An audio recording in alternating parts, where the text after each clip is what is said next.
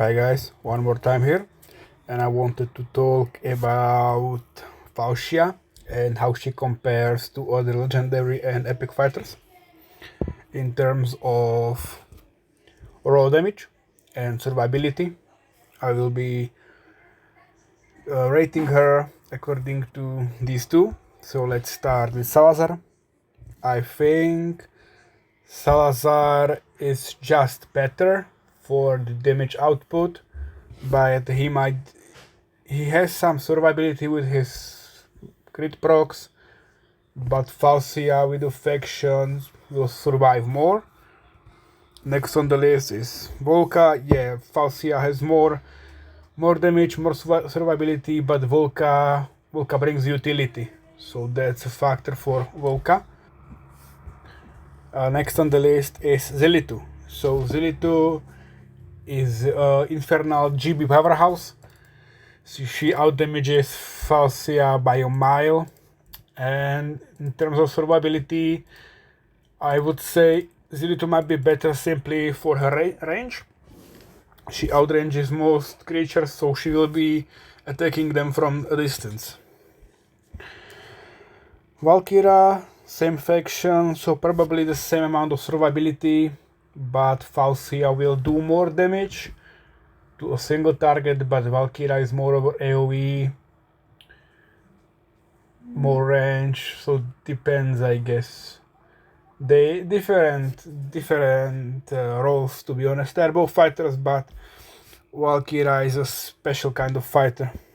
Arrogance is just better. Arrogance is one of the top fighters in the whole game. For his range, for his damage, for his utility, for everything. He might be less durable in a 1v1 fight, but he won't really get close since his range is so huge. A-Bomb might deal less damage than Falcia. He is more of a fighter tank, having high HP, invulnerability, and regen. So yeah, as a unit, Falcia deals more damage, but A-Bomb will survive more. Araka, I think, is not really used as a fighter. She's more used for the Lord bonus, but she brings more AoE, and her range is basically making her better at surviving most stuff. Lugaru is an interesting thing.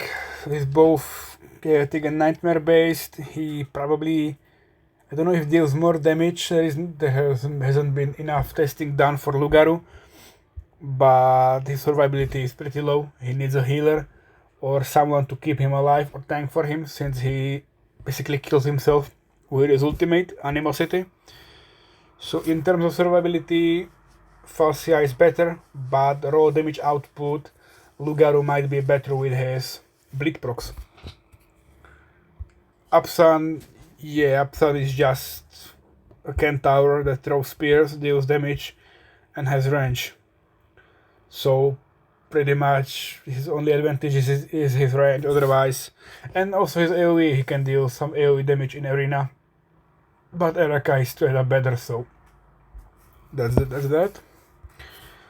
Valeria is another DPS powerhouse used in Guild Boss.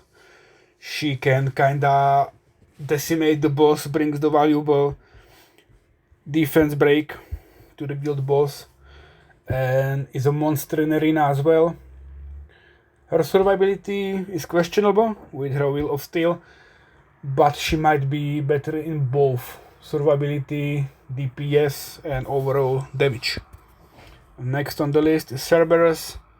Cerberus is just a gimmick red one and AoE arena champ. I can't really compare those two. Giselle, I saw basically zero stuff done with Giselle. She deals some AoE, some damage. I saw her used in AoE arena. Otherwise, I don't think this champion is any good. In terms of survivability, I think this champ kills itself. So yeah, can't really compare those. Kineza, well, Kineza has the dodge mechanic, a decent damage output, but I would prefer Falcia over Kineza. But for guild boss, the Nightmare faction might be better. Well, I don't know. If you count both teams having the Lord, Falcia might just come on top, and she might have higher defense. Oh, it's similar. And what's Falcia's base attack? I forgot to check that. We're here. So 4.5k, that's a bit low for a fighter, but she attacks a lot, so that changes a bit. Wrath is a powerhouse of an epic compared to Falcia with his A5 is kinda unkillable in his ult if he doesn't get one shot, and his damage output, I think he might deal less damage than properly built Falcia with Lord, but at the same time he has more attack than Falcia. That's interesting. So Falcia is really just built around the specialized attack speed. Next on the list, a great unit is Deimos.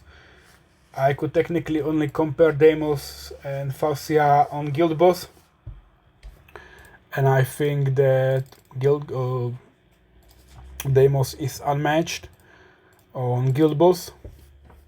Like, there are better chases than Deimos, but he is just the epic king. He's designed to shred the guild boss. So, other than guild boss, Falcia should be better everywhere except the guild boss. And there is also Vladov. Vladov is the chaotic lord with bleed on his auto attack. I never saw enough testing done with Vladov. He's kinda rare, so that checks out. And I think he, in terms of survivability, is worse than Falcia. He kills himself with his, I think, ult. Yeah, ult converts his HP into attack. And the raw attack, I think she might be better in those terms. Comparing their AD, he's sitting at 3.5k, so yeah, she should be 100% better. But he is a lord, so that's a point as well. So yeah, that's about it. Most of the fighters are better than Falcia. She has her uses for sure if you use her with stuff like hearts, or stuff like Isolde for the Lord bonus, or especially the new Northern Lord bonus. That might really change something, but other than that, if you have enough reliable fighters in your team, I wouldn't bother with her. I would just keep fighting with those. So yeah, that's about it with the comparison for Falcia to other fighters. Hopefully you enjoyed. Take care and goodbye.